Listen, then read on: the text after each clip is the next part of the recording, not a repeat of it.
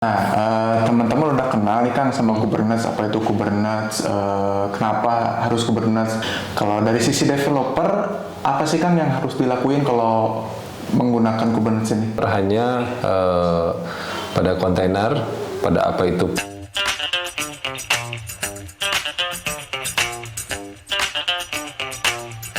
Assalamualaikum warahmatullahi wabarakatuh. Halo guys, kembali lagi bersama kita dalam program ngeteh di channel Neuronworks Indonesia. Kali ini kita akan membahas salah satu tools yang sedang populer, yang sangat membantu untuk proses automation deployment, khususnya untuk aplikasi berbasis kontainer. Tools apa itu? Ya, Kubernetes. Sebelumnya perkenalkan, saya Regi, programmer dari divisi Web Development Services. Kali ini saya ditemani bersama programmer juga, rekan saya dari divisi Mobile Development Services, Kang Rizal. Apa kabar Kang? Alhamdulillah Kang Regi, apa kabar juga? Alhamdulillah baik Kang. Lagi sibuk kerjaan apa nih Kang? Kebetulan sekarang saya di project lagi ada pengembangan notification platform, lebih ke integrasi ke Kafka, terus bikin real-time notification gitu-gitulah. Termasuk juga ada GPS tracking mungkinnya untuk tracking STB gitu-gitulah kurang lebih Kang Regi. Oh, banyak ya? Ya lumayan lah, karena juga kan. Ya lagi overload ya, sama saya juga banyak, ya lagi banyak permintaan biasa. Subhanallah, mantap.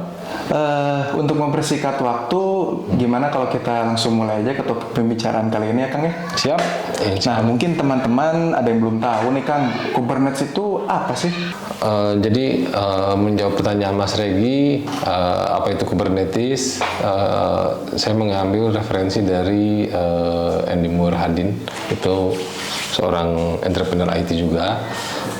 Jadi intinya pada saat kita mau menjalankan Docker Compose di multiple host itu secara sekaligus, garis besarnya sih kurang lebih seperti itu. Nah, cuman kalau kita menjalankan Docker Compose-nya sendiri kan sebenarnya itu sudah rapi. Jadi artinya aplikasinya dia punya kontainer sendiri untuk aplikasi, dia punya database yang berjalan di kontainer sendiri. Mengenai apa itu Kubernetes, Kang Regi, jadi sebenarnya udah sering kita dengar sih mungkin ya, banyak yang bilang Kubernetes itu salah satu orchestration tools untuk containering. Jadi saya coba lebih menspesifikannya lagi, menyempitkannya lagi karena saya juga mencoba dari sisi application developer mungkin ya. Jadi pada intinya adalah kita mau menjalankan Docker Compose, ada beberapa host sekaligus. Jadi kalau kita menjalankan Docker Compose itu kan sebenarnya itu udah rapi, jadi kita punya aplikasi yang jalan di kontainernya sendiri, terus ada database yang berjalan di kontainernya sendiri, terus kalau misalkan di depan nih, kalau misalkan kita mau pakai load balancer, berarti kita setup Nginx di kontainernya sendiri. Sebenarnya itu udah rapi, tapi kita udah dan juga kita udah melakukan pemisahan berdasarkan fungsinya masing-masing. Nah, jadi anggaplah kita punya aplikasi kita seperti pada digambar, lalu ada database yang berjalan di dalam satu host, ceritanya gitu. Nah, lalu kita punya satu host. Nah, tapi di sini kita belum ada replikasi karena cuma ada satu aplikasi dan satu database yang jalan di satu host ini. Replikasi itu misalnya kalau aplikasinya mau jalan dua instance, nah berarti kita deploy lagi nih aplikasinya. Nah kalau misalkan skemanya menggunakan skema seperti ini, sebenarnya replikasinya dia nggak berfungsi karena dia berjalan di satu host yang sama.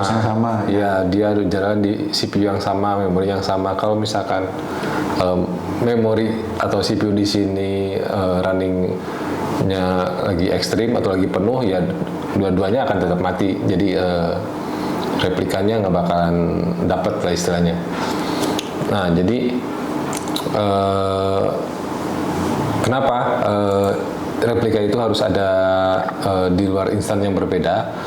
Nah, secara umumnya, jadi emang ada dua yang dikejar dalam replikasi.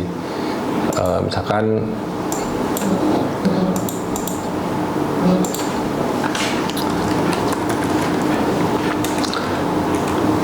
replikation. Cara kisah gimana ya Mas Regi ya? Coba itu samain dulu. Mantap. Terima kasih Pak Regi, Kang Regi.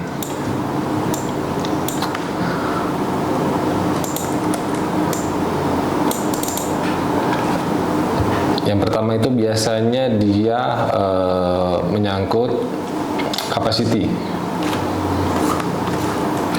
Jadi misalkan dengan satu instance yang berjalan dia mampu misalkan menghandle untuk 1000 concurrent user.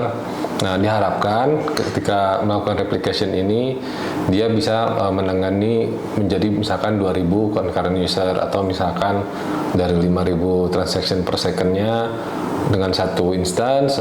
Ketika direplika menjadi 2 instance, harapannya bisa menjadi 10.000 transaction per second. Tujuannya itu satu. Terus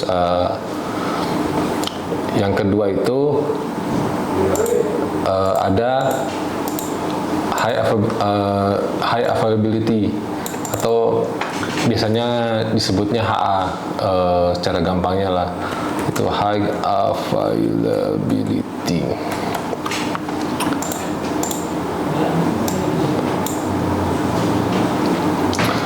Nah, apa itu HA atau high availability ini?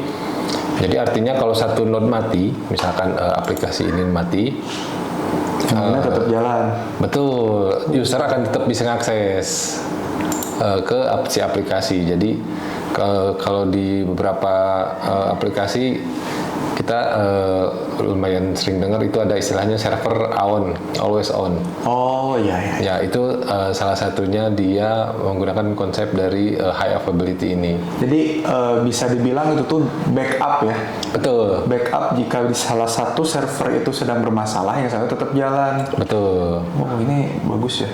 Makanya ada konsep istilahnya yang dikejar dari application ini, selain dari capacity tadi, yang kedua adalah high availability. Nah, tujuannya umumnya secara umum memang dua. Nah, kalau misalkan replikasi ini ada di tempat yang sama kayak tadi ini kan, maka tujuannya ini nggak bakal tercapai nih, baik dari sisi capacity maupun high availability-nya. Karena kalau misalkan node yang mati entah karena memorinya korup, atau misalkan CPU prosesornya crash, atau misalkan networknya down, maka dua dari tujuannya ini dia nggak bakal tercapai. Nah, demikian juga dengan tujuan high availability nih. Jadi kalau HA dengan kasusnya mesin yang sama, walaupun kita deploy 3 aplikasi yang sama di sini, ya begitu node-nya mati semua. Nah, jadi idealnya ketika kita melakukan replication ini itu di tempat yang berbeda. Izin copy paste dulu, saya mau coba gambarkan. Jadi idealnya kalau replikasi itu kita melakukannya di tempat yang berbeda. Jadi kalau misalkan kita punya host yang lain, lalu kita pasang aplikasinya di sini seperti yang atas. Nah, biasanya kalau kita sudah bikin aplikasi dengan mengikuti, mungkin Kang Regi juga sudah pasti hafal dengan istilah 12 factor. Ya. Itu artinya maka aplikasi ini dia tidak menerima data, artinya stateless. Si aplikasinya sudah stateless, dia tidak simpan data sama sekali, maka kita bisa bikin konfigurasinya ini aktif-aktif di sisi aplikasinya. Aplikasinya ini aktif-aktif. Nah, bagaimana dengan DB? Nah, database ini kan dia nyimpan data. Artinya kalau misalkan aktif ini dalam artinya dia menerima transaksi. Kalau user ketika mengakses aplikasi, aplikasinya nyimpen ke database. Nah, ketika hari berikutnya, si user ini dia mengakses aplikasi, hanya saja instannya berbeda. Data-data yang kemarin dia simpan itu kan adanya di instan pertama nih. Nah, karena dia menyimpan data ini, biasanya untuk database seperti ini dia dilakukan konfigurasi aktif pasif. Jadi dari dua aplikasi ini dia hanya menyimpan ke satu database. Dari aplikasi satu, aplikasi dua dia ke database di instan pertama. Nah, nanti dari DB pertama ini dia melakukan replication secara pasif. Jadi database ini dia menerima data secara pasif dari database pertama. Nanti begitu misalkan instansi pertamanya down, database pertama ini down, nah maka dia akan otomatis lari ke database replika ini yang tadi di set pasif. Jadi secara data pun dia nggak akan lengkap karena isi datanya sudah direplikasi. Nah, Kang, dari penjelasan itu saya pernah dengar Kubernetes itu sebelumnya Borg ya. Borg itu tuh aplikasi internal dari Google sendiri ya. Jadi Kubernetes itu awalnya gimana tuh, Kang? Menanggapi pertanyaan Kang Regi ya mengenai Borg itu apa? Jadi Borg ini kalau nggak salah mereka aplikasinya Google yang dibuat oleh internalnya mereka untuk nge-manage clusteringnya mereka lah istilahnya. Kalau Kang Regi suka nonton film Star Trek, nah di situ ada karakter Borg tuh. Nah itu yang dimaksudnya dengan Borg, ininya lah istilahnya gambarannya lah. Jadi bukan Borg-nya yang dibuat open source, tapi dengan dari knowledge yang dimiliki bertahun-tahun ngebangun si Borg ini, si Google ini membuat produk baru dan di open source-kan, yang akhirnya jadi kita kenal dengan nama Kubernetes atau Kubernetes. Baik ya Google ya. Sangat belum tentu. Belum tentu ya. Jadi mungkin baik, betul, sangat baik tentu saja dari sisi developer itu sangat membantu kita ya betul. Cuman tentu saja selalu ada tujuan-tujuan lain latar belakangnya. Salah satunya yang paling kelihatan itu dari sisi latar belakang bisnis. Pasti itu, Kang. Karena open source-nya ini akhirnya Kubernetes ini banyak yang ngedukung nih. Bahkan si Red Hat sendiri yang dia bikin OpenShift, dia sampai ngebelokin produknya ke Kubernetes juga. Buat ikutan ya. Iya. Ikut kontribusi membangun Kubernetes ini ya. Betul. Jadi kalau latar belakang bisnisnya nyambung yang barusan, sebenarnya itu dulu untuk menyaingi Amazon dulu. Kan punya ya? Nah, jadi dulu itu salah satu leader di dunia cloud provider itu Amazon sebelum kita kenal yang namanya Kubernetes ini. Jadi salah satu fitur unggulan Amazon ini adalah auto scaling. Auto scale itu seperti apa? Jadi misalkan kalau boleh saya gambarkan. Ini saya kecilin dulu ya.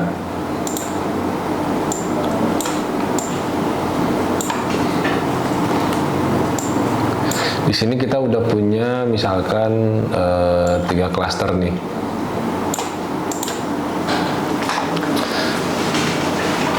Kemudian ada 3 node, lalu 3 node atau 3 mesin. Terus di node pertama kita udah install aplikasi dan database, begitu juga dengan node kedua dan juga node ketiga.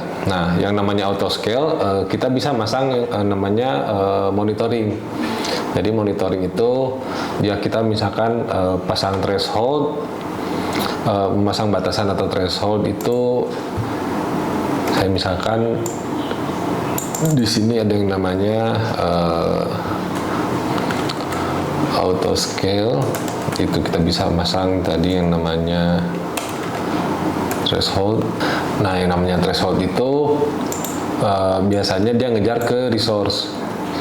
Jadi resource itu misalkan kita kalau kasih rule di resource-nya, kalau misalkan CPU-nya lebih kecil dari 80%,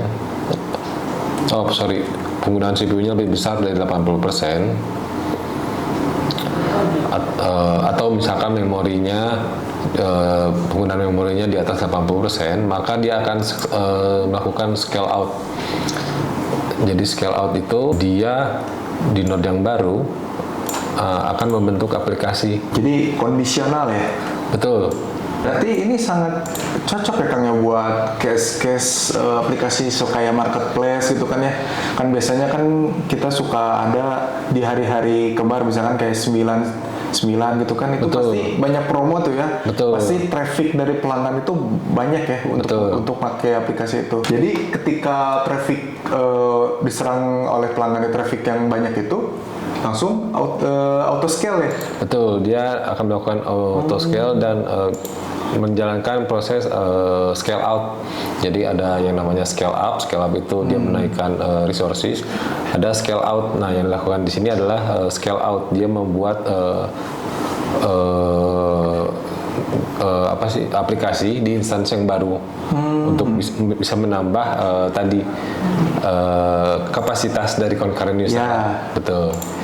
Jadi nggak akan ada masalah, wah server down karena penuh ya Kang ya. Betul. Tujuan yang dihindari adalah yang barusan Kang Riki sebut itu betul sekali, itu adalah dari high availability. Betul. Mantap Kang Riki. Bagus ini ya.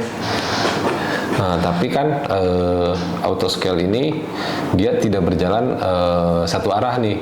Jadi begitu resource-nya kita misalkan ini kan untuk kondisi kapan dia harus scale out. Nah, dia juga bisa kita set yang namanya scale down. Oh, jadi ketika trafficnya sudah turun lagi, Betul. dia bakal scale down gitu. Betul, dia akan kembali mengecil lagi. Oh, Jadi yang auto scaling itu kan dia tidak berjalan satu arah. Jadi CPU 80% ini kita bisa bikin batas bawah misalkan di 20%. Dan kalau dia di monitoring requestnya banyak terus jadi sepi lagi, mungkin karena jam promonya udah selesai misalkan, atau yang lain, maka resource ini penggunaannya akan termonitor nih di belakang. Nah, misal pemakaian kurang dari 20%, maka aplikasi yang ini akan di-destroy sehingga tinggal mencapai titik minimal dari replikasinya. Kalau misalkan ini udah kosong lagi, nah dia akan hapus lagi nih. ya jadi tetap di aplikasi yang utamanya ya. Betul. Sangat efektif ya Kang ya, dari sisi energi dari sisi memori juga ya. Betul. Cost, yang pastinya cost itu pasti pada perusahaan kan pasti mengutamakan cost ya. Nah, Minim cost pasti ya. betul Kang Rigi. Jadi nyambung yang tadi. Jadi karena di zaman dulu itu hanya Amazon yang bisa melakukan itu.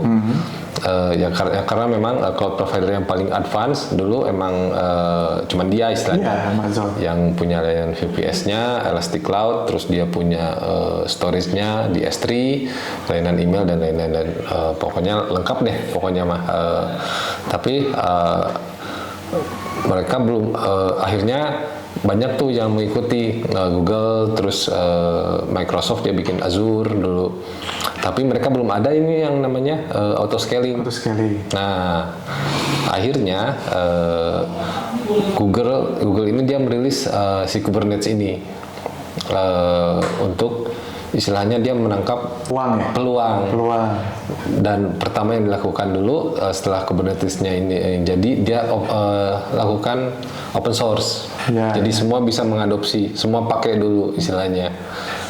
Memang keren sih kalau dari sudut pandang saya pribadi apa yang dilakukan Google ini. Nah, akhirnya malah Amazon juga yang menyediakan mengadopsi layanan Kubernetes ini. Kita kenal namanya Amazon EKS, Elastic Kubernetes Service. Kurang lebih seperti itu. Nah, teman-teman udah kenal nih Kang sama Kubernetes, apa itu Kubernetes, kenapa harus Kubernetes.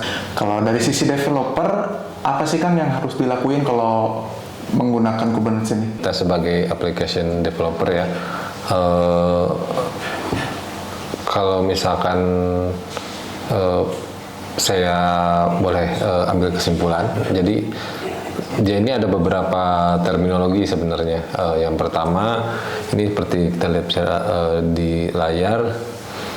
Jadi kita scope-nya itu sebagai application developer hanya pada kontainer, pada apa itu pod, lalu apa itu service, lalu terakhir ada persistent volume dan turunannya persistent volume claim. Sebenarnya scope-nya mungkin hanya di situ sih.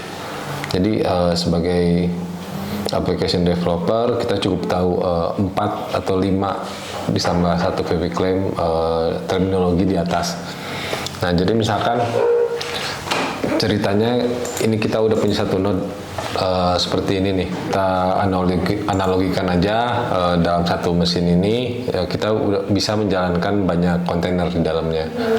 Terus misalkan kita jalanin 2 kontainer nih. Di sini saya udah punya 2 kontainer. Yang mana si kontainer ini nanti dia akan dibungkus lagi oleh sesuatu yang namanya pod. Secara arsitektur kontainer-kontainer ini di dalam node-nya pasti dibungkus oleh pod. Nah, apa itu pod? Jadi pod ini dia semacam abstraction layer. Jadi kan untuk environment container ini sebenarnya dia nggak hanya Docker, cuman memang Docker yang paling populer. Dia ada Podman, terus ada banyak lah istilahnya kalau referensi bisa kita cari di luar. Nah, kenapa ada pod ini? Justru karena Kubernetes ini dia mampu menghandle beberapa environment dari kontainer. Jadi si Kubernetes ini dia nggak perlu tahu kontainernya ini pakai Docker atau misalkan pakai Podman atau dari yang lain. Podnya yang akan mengatur nge-bridging istilahnya dari kontainer environment ke si Kubernetes-nya. Jadi Kubernetes cukup ngasih tahu ke pod, siapin ini nih, masalah dia mau pakai apa, silakan lah. Jadi itu nanti dari podnya. Nah, terus satu lagi di bawahnya kita ada yang namanya service, gambarnya heksagon. Jadi apa itu service? Nah, di sini kita pasang yang namanya service. Jadi service ini adalah terminologi ketiga yang kita bahas di sini. Terminologi ketiga kita ada yang namanya service. Service ini dia akan melakukan query. Jadi setelah kita pasang service di sini, nah bagaimana service ini bisa terhubung dengan pod yang berisi aplikasi atau misalkan database MySQL. Nah, dia akan menggunakan yang namanya selector. Jadi cara melihat kita terhadap pod ini yang ada di Kubernetes, entah itu aplikasi database itu, jadi bukan satuan, tapi kita harus membuat, pada saat kita membuat pod itu kita membuat yang namanya label. Label ini misalkan di pod pertama saya kasih label dia app yang warna biru ini ya. Lalu label kedua dia adalah tes misalkan. Lalu di pod kedua saya beri label dia adalah DB, dan dia label kedua untuk pod kedua ini saya kasih label test untuk environment-nya. Jadi kita sudah punya 2 pod, sama-sama environment test, tapi yang satu diberi label app, yang satu diberi label DB. Nah, cara kita melihat pod ini adalah berdasarkan grup dari query yang bisa dijalankan terhadap selektor yang ada di pod. Jadi service ini dia tidak melihat, dia bodo amat mau ada di node mana, IP-nya berapa, yang dia lihat nanti ketika app ini mau nyambung ke DB karena dia nggak bisa langsung nih. Nah, dia harus dikoneksikan ke service selector. Service selector ini dia misalkan query-nya dia akan menjalankan DB dengan label DB. Satu lagi labelnya adalah test. Nah, jadi ketika dari dari pod menjalankan ke service akan meneruskannya ke pod database. Nah, kurang lebih seperti itu. Jadi ketika aplikasi tes ini dia mau ke DB, dia nggak bisa langsung intinya kalau di Kubernetes karena Harus ada perantara ya? betul. Perantara melalui service selector itu. Betul. Kenapa nggak bisa langsung istilahnya karena kita nggak tahu pod ini deploy di mana, terus dia IP-nya berapa. Kenapa kita nggak bisa tahu? Bisa nggak kalau kita set manual istilahnya? Sebenarnya bisa, cuman kalau kita set manual udah ngapain diotomasi? Iya. Intinya gitu. Nggak perlu pakai Kubernetes ya? Betul. Kalau manual. Betul, makanya istilahnya kita nggak pernah tahu dia deploy di mana, Iya, berapa, kurang lebih ini. Jadi si Kubernetes ini dia menyediakan service selector dengan query untuk pod-pod yang akan kita deploy nantinya. Oh, jadi kalau di kita nih ya, kalau di habit developer di Neuron, berarti kalau deploy to production itu udah aja tinggalin ya, biar Kubernetes-nya yang kerja sendiri gitu ya Kang ya? Betul. Jadi nggak perlu stay itu bisa ya berarti ya? Betul, setahu saya di Neuron sendiri memang sudah menerapkan proses CI/CD untuk automation-nya. Jadi ketika kita merge ke master, nanti otomatis tahu yang gimana caranya sulap itu rekan-rekan dari teman-teman dari Rich pokoknya tiba-tiba sudah terdeploy. Itu juga yang sudah diimplement di kita. Nah, ini kan tadi si pod ini aplikasinya web kan ya, dia aplikasi nav katakanlah, terus satu laginya untuk cache, misalkan dia entah Redis atau Memcache. Gimana kalau caranya dari user pengen ngakses ke dalam nih, pengen akses aplikasinya. Jadi misalkan saya tambahin di sini user, anggap aja ini user ya Kang ya, mohon maaf. Nah, user ini maka berarti kita harus sediakan dulu service selector yang akan dia mencari nanti selektor dari podnya itu dia adalah aplikasi dengan environment test. Oh. Jadi katakanlah ini tester nih. Ya. Tester ini mau ngetes aplikasinya. Nah, setelah dibikinkan service untuk tes, service selector yang itu. Betul, baru dia nanti ke pod aplikasi dengan query app dan test. Kurang lebih seperti itu Pak Regi. Jadi bisa jadi aplikasinya kita punya 2 dengan label yang sama, atau bahkan aplikasinya ada 3 tapi labelnya sama. Nah, otomatis akan terquery oleh service selector itu ya. Betul. Jadi setelah service-nya jalan, user dapat mengakses aplikasi melalui service yang di-set. Kurang lebih seperti itu. Nah, terakhir kita ada yang namanya persistent volume atau PV claim. Apa itu persistent volume? Itu gampangnya kalau di Docker itu kurang lebih sama lah dengan volume yang ada di Docker. Jadi misalkan di sini saya udah gambarkan ada satu node. Kemana nih mouse-nya? Halo. Nah, ada satu node yang isinya udah kita set persistent volume sebanyak 10 giga. Jadi node itu resource-nya kan ada banyak ya. Jadi entah selain prosesor, memori, ada juga alokasi hard disk. Nah, dari hard disk ini kita set persistent volume sebanyak 10 giga. Nah, ketika ada aplikasi kita membutuhkannya, misalkan di pod database, nah, maka di pod ini kita tambahkan si tag ininya, si persistent volume claim, dia perlu PVC sebanyak 10 gigabyte. Kita set nih untuk database MySQL ini. Nah, nanti dia akan mencari nih. Jadi misalkan PV ini kita bisa set lebih dari satu. Misalkan yang satu ada 20 giga.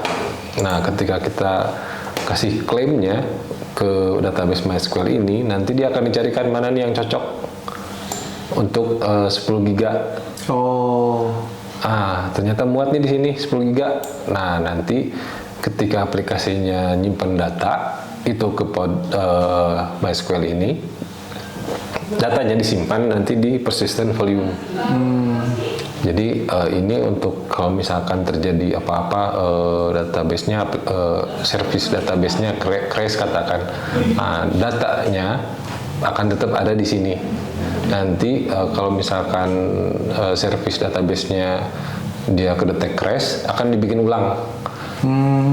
Supaya menjaga high availability tadi. Iya. Tapi datanya aman.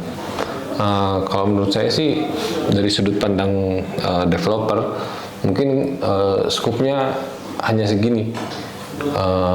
Jadi kurang lebih seperti itulah. Gimana Kang Regi, masih pusing? Oh iya. Terbayang sih karena yang kalau saya cari tahu Kubernetes itu luas sekali ya Kang ya. Betul. Nah, yang kita cari di internet itu mungkin developer nemunya juga sama demikian gitu ya. Betul. Nah jadi developer itu cukup dari sisi terminologi segini saja ya Kang ya? Cukup ya. Kalau misalkan dia di sisi application developer ya, dia hanya stop membuat aplikasi. Saya pikir kurang lebih seperti inilah skupnya istilahnya. Tinggal nanti dia memperdalam masalah yang lain, misalkan di bagaimana cara membangun misalkan microservices-nya, apa yang harus disiapkan, gitu-gitulah kurang lebih. Oke. Terus nih Kak, Kubernetes ini udah banyak yang pakai, terutama di perusahaan-perusahaan besar mungkin ya. Itu perusahaan mana aja nih Kang yang udah pakainya? Setahu saya, waduh ditembak gini ya. Memang sudah banyak karena memang teknologi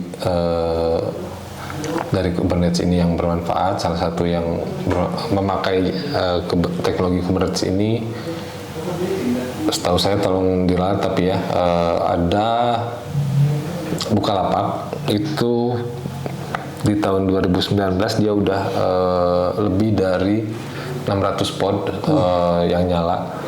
Terus perusahaan Gojek juga pastinya. Pasti. Pokoknya yang high traffic. High traffic. Apalagi kan di zaman sekarang katakanlah untuk mengakses informasi itu udah gampang banget. Dari handphone bisa, dari mana-mana bisa. Nah, jadi kalau nggak ada kemampuan autoscale yang begitu pasti kan. Pasti kewalahan pasti. Iya. Nah, terus Kang, di Neuron ini kalau kita lihat kan aplikasinya tuh banyak yang masih arsitekturnya itu masih monolitik kan ya. Bisa nggak sih implement langsung Kubernetes gitu, langsung di implement ke aplikasi monolit itu? Karena kan setahu saya harus microservices gitu. Apakah bisa aplikasi monolit itu diimplement untuk implement Kubernetes juga? Ya, pertanyaan menarik. Jadi sebenarnya kalau pendapat dari saya, sebenarnya kalau bisa atau enggaknya itu bisa sebenarnya. Cuman memang nggak bisa 100% plek-plekan. Memang ada harus syarat yang terpenuhi. Salah satunya faktor itu harus terpenuhi. Dia harus stateless seperti mungkin dulu udah pernah kita sering dengar juga kan, sering terima info bahwa aplikasi ini harus stateless.